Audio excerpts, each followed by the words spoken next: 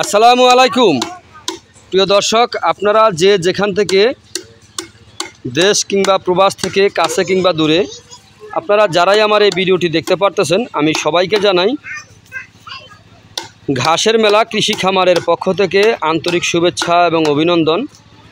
এই যে আমার সামনে যে ঘাসটা দেখতে পারতেছেন, এই ঘাসটার নাম হচ্ছে ইন্দোনেশিয়ান স্মার্ট নেপিয়ার ঘাস, গরু ছাগলের প্রিয় ঘাস।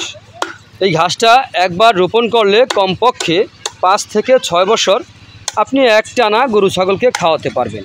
দেখেন,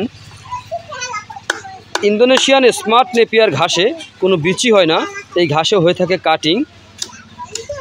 একটি কাটিং যদি আপনি প্রথমে রোপণ করেন, একটি কাটিং থেকে প্রায় 70 থেকে 100টি পর্যন্ত চারা প্রথমে গজিয়ে থাকে।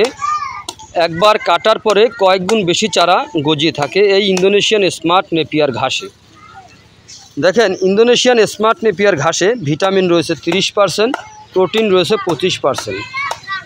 এই যে শুকনো পাতা দেখতে পারতেছেন, এই শুকনো পাতাটা কিন্তু গরুতে সম্পূর্ণরূপে খেয়ে থাকে, খেরের চাইতেও বেশি পরিমাণে এই শুকনো পাতাটাও খেয়ে থাকে। এই যে দেখেন, ঘাস আর ঘাস। এই ঘাসটা মূলত দেশে বর্তমানে বাংলাদেশের একটি সেরা ঘাস হিসেবে পরিচিত হয়ে গেছে, পাতাযুক্ত নরম ঘাস।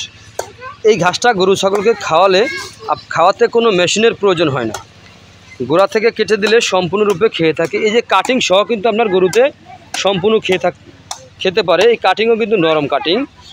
আর এই ঘাসটা কিন্তু গরুর পাশাপাশি ছাগলও কিন্তু খুব বেশি পরিমাণে খেয়ে থাকে।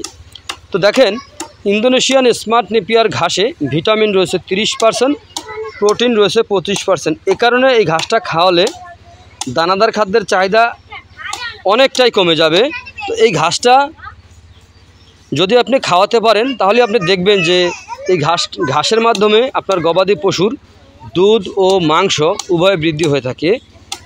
তো আপনারা যদি খামার গড়তে চান অথবা গড়েছেন, যে সকল খামারি ভাইয়েরা আছেন, যদি আপনারা এখনও এই ঘাস যদি রোপণ করে নাও থাকেন, আমি বলবো আপনারা অল্প হলেও এই ঘাসটা রোপণ করে দেখতে পারেন। কারণ এই ঘাসটা বর্তমানে বাংলাদেশের সেরা ঘাস, হাই প্রোটিন সমৃদ্ধ ঘাস, ইন্দোনেশিয়ান স্মার্ট নেপিয়ার ঘাস। যদি আপনারা পরিপক্ক কাটিং যদি সংগ্রহ করতে চান, তাহলে আমার স্ক্রিনে দেওয়া নাম্বারে যোগাযোগ করবেন। তো আপনারা যে যেখান থেকে আমার এই ভিডিওটি দেখতে পারতেছেন, তো আপনারা সকলে ভালো থাকবেন, সুস্থ থাকবেন। আল্লাহ হাফেজ।